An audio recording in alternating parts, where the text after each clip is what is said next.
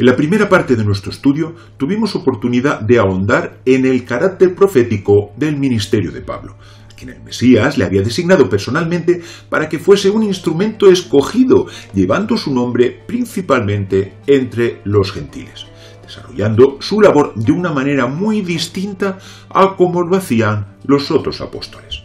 Pero si queremos entender estas nociones de forma correcta, debemos observar con ojo muy fino cuáles eran las realidades espirituales que rodeaban al personaje, para después extrapolarlas a sus enseñanzas, sin tergiversarlas ni sacarlas de su apropiado contexto. Shalom, queridos Javerim. Mi nombre es Isaac Ben-Naor y en nuestro shiur de hoy veremos, con la ayuda del cielo, qué clase de maestro era Pablo y cómo influyó esto en el desarrollo de su ministerio. Recordemos primero sus propias palabras. En cuanto a la ley, fariseo, Filipenses 3:5.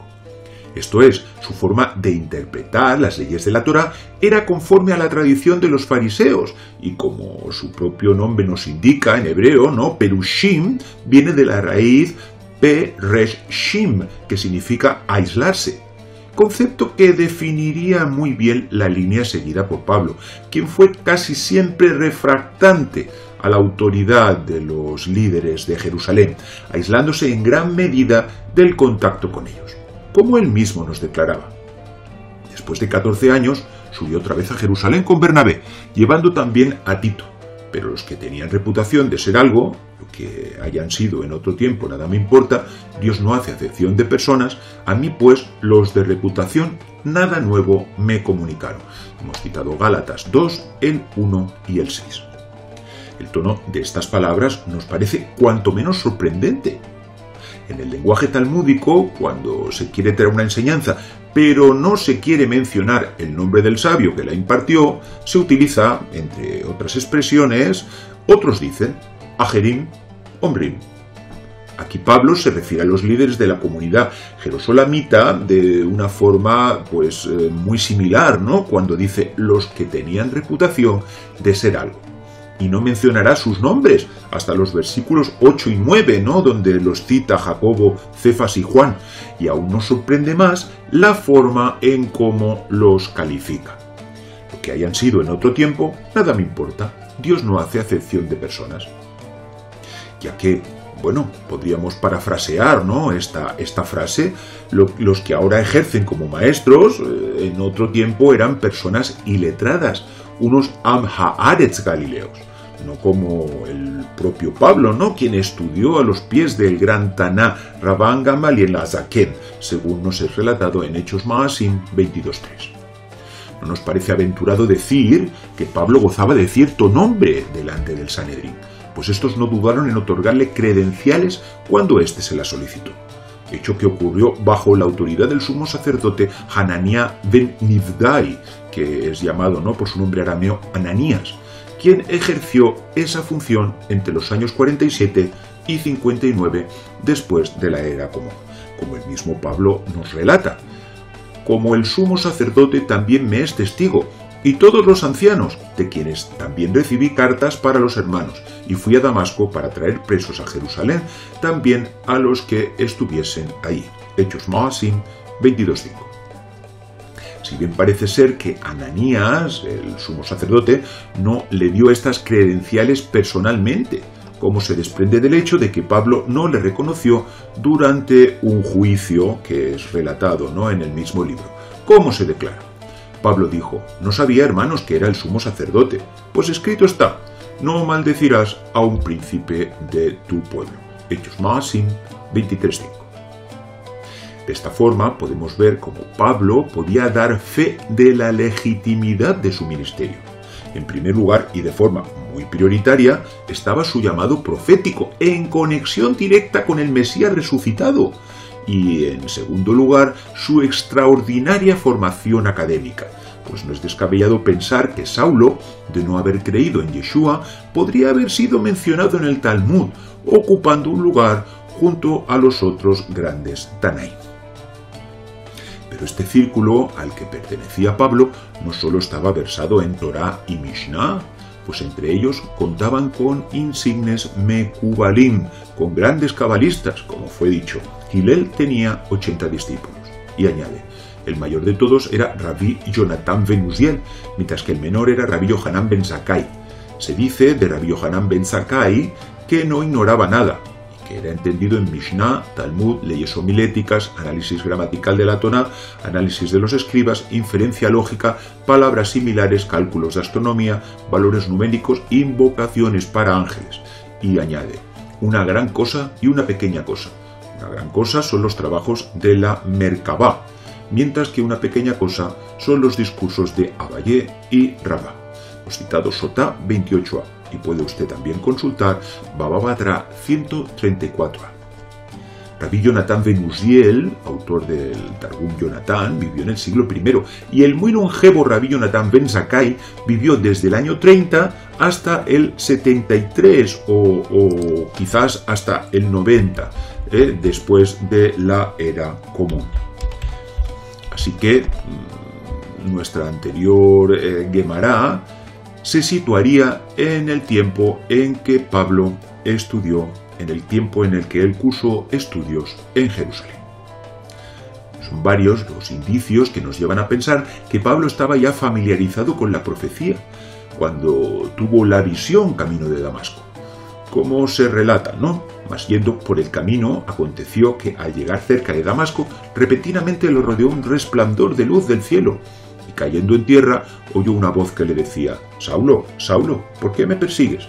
Y los hombres que iban con Saulo se pararon atónitos, oyendo a la verdad la voz, pero sin ver a nadie. Hechos Maasim 9, del 3 al 7.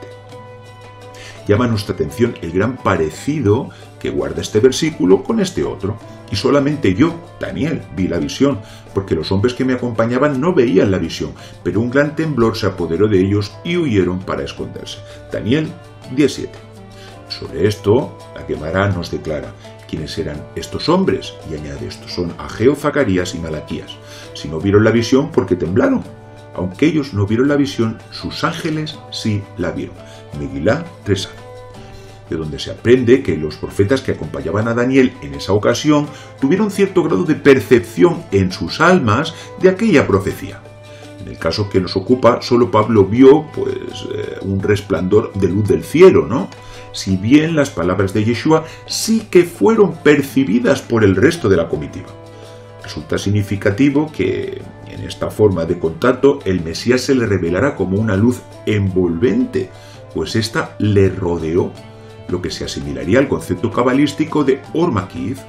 Sin embargo, en un futuro, cuando el apóstol ya había interiorizado su íntimo apego al Mesías, diría de sí mismo: pero cuando agradó a Dios, revelar a su Hijo en mí. Gálatas 1, 14 y 15.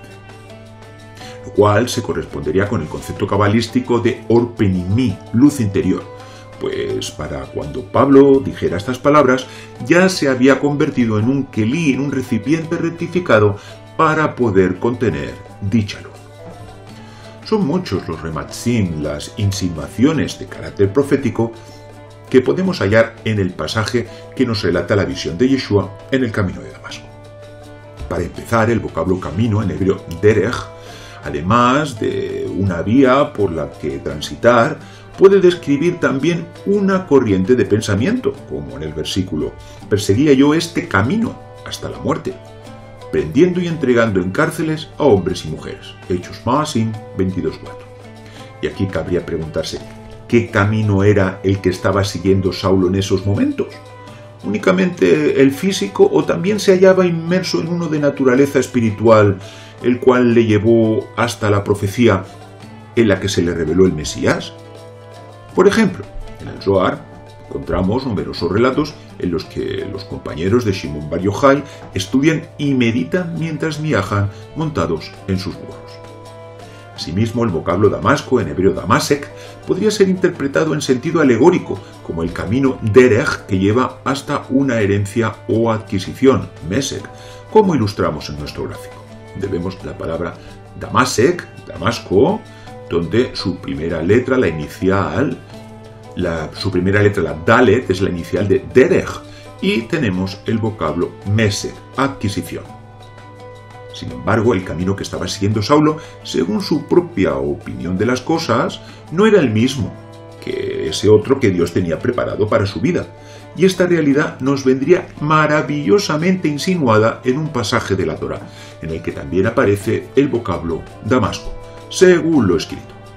Señor el Eterno, ¿qué me darás, siendo así que ando sin hijo? Y el hijo, Ben, herencia Mesec de mi casa, es ese Damasceno, Damasec, que es Eliezer. Génesis Bereshit 15:2. Y estas palabras serían toda una profecía de lo que iba a acontecer a Saulo, quien erraba en su camino espiritual en la adquisición Mesec del Mesías, que es llamado aquí Ben, hijo, pensando que sería, por así decirlo, el hijo del esclavo y no el hijo de la libre, muy en la línea de lo que dirá más adelante con respecto a Agar y a Sara. Sobre esto puede ver Gálatas 4, del 22 al 26. Hay otra afirmación de Pablo que reforzaría esta misma idea, como versa: pero cuando agradó a Dios revelar a su Hijo en mí, para que yo le predique entre los gentiles, no consulté enseguida con carne y sangre, ni subí a Jerusalén a los que eran apóstoles antes que yo, sino que fui a Arabia y volví de nuevo a Damasco. Después, pasados 3 años, subí a Jerusalén. Gálatas 1, 14 y 15. Después de que el Mesías se le revelase a Pablo, no buscó nueva información entre los líderes consolidados de la comunidad, aquellos que habían convivido y aprendido a los pies de Yeshua, sino que se retiró a Arabia, con toda probabilidad a un lugar desértico en los arrabales de Damasco, para meditar según las técnicas proféticas que él había aprendido de sus maestros. Querido amigo, la carta a los Gálatas ha sido vista a lo largo del tiempo como el documento definitivo que anula la Torá entre los gentiles. Y aquí habría que preguntarse, ¿alguna vez fue la Torá prescriptiva entre las naciones, más allá de leyes naturales como no matarás, no robarás, etc.? Por supuesto que no. Por eso no necesitamos darle más vuelta a estas enseñanzas. Lo que me gustaría que tuviese presente es la dimensión espiritual que subyace tras las palabras del apóstol, las cuales les fueron reveladas dentro de una dimensión profética tan elevada que le llevó a ser capaz de revelar al Mesías en él, hasta el punto de que sus acciones fuesen Torá del Mesías a la cual imitar. Querido amigo, le rogamos que apriete el botón unirme y así podrá formar parte viva y activa de esta comunidad y también podrá permitir que nuestro trabajo llegue a muchas más personas. Y hasta aquí nuestro shiur de hoy. Shalom. Adir Ben Naor, el poder y la luz del Mesías Yeshua.